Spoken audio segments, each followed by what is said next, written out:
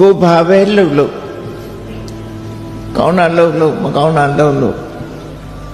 လို့သည်များကံရဲ့အကျိုးဆက်ကိုကိုပဲခံရမယ်ကိုပဲဆန့်ရမယ်ဟောဒါဟာသူ့ရဲ့အမွေခံပဲကံရဲ့အမွေခံပဲဖြစ်ရမယ်လို့ဒီအမြင်ကိုမြင်မှုလို့ရတယ်ဒါကိုကမ္မတက္ကတာသမာဓိဋ္ဌိလို့ခေါ်တယ်ကိုလှုပ်တာကိုနဲ့သာသက်ဆိုင်တယ်လို့မြင်တဲ့အမြင်ဟာဘလို့တမိုးရှိတယ်လဲစဉ်းစားကြည့်စัจ jit နဲ့တွေးကြည့်ကိုလှုပ်တာကိုနဲ့မပတ်သက်ဘူးလို့ငင်းွယ်လိုက်တဲ့ပုဂ္ဂိုလ်တူတယောက်ဟာတူတော်လူကောင်းဖြစ်ဖို့မရှိနိုင်ဘူး။ဘာကြောင့်လဲဆိုတော့ကိုလှုပ်တာကိုနဲ့မပတ်သက်ဘူးလို့ဆိုတဲ့အမြင်ရှိရင်ကောင်းတာလုပ်လဲကောင်းတာရမှာမဟုတ်ဘူးမကောင်းတာလုပ်ရင်မကောင်းကျိုးမခံရဘူးဆိုတဲ့ပုဂ္ဂိုလ်တယောက်တည်းသူလှုပ်ချင်တာတွေလှုပ်တော့မှာပေါ့သူလှုပ်ချင်တာအကောင်လားအဆိုးလားဆိုတာလူဆိုတာအဆိုးကိုသာလှုပ်တာများတယ်လွယ်တာကအဆိုးကလွယ်တာဟုတ်နော်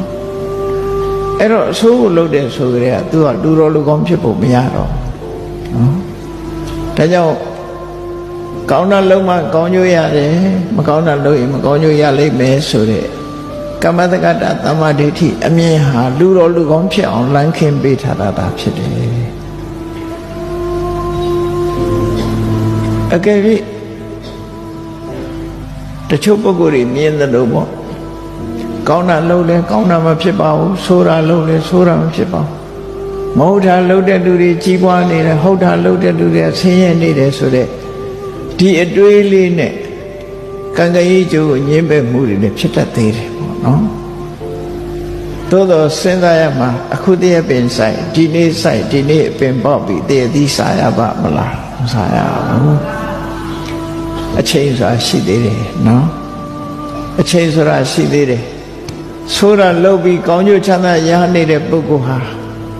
ရှေးတုန်းကအကျိုးဆက်တွေကိုခံစားနေတာသာဖြစ်တယ်ပေါ့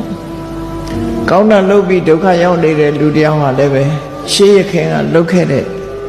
အကျိုးဆက်တွေကိုခံစားနေရခြင်းသာဖြစ်တယ်လို့ဒီလိုနားလည်ပြီးရဖြစ်တယ်အဲ့ဒါလို့နားမလည်ဘူးဆိုလို့ရှိရင်ကံကံကြီးအကျိုးညှင်းပယ်တဲ့ပုဂ္ဂိုလ်ဖြစ်သွားနိုင်အဲ့တော့ကိုယ့်ဘဝကိုဆန်းစစ်ကြည့်လူတိုင်းဟာကိုယ့်ဘဝကိုဆန်းစစ်ရမှာကမ္မတက္ကတာသမာဓိဋ္ဌိနဲ့ဟုတ်ပြီ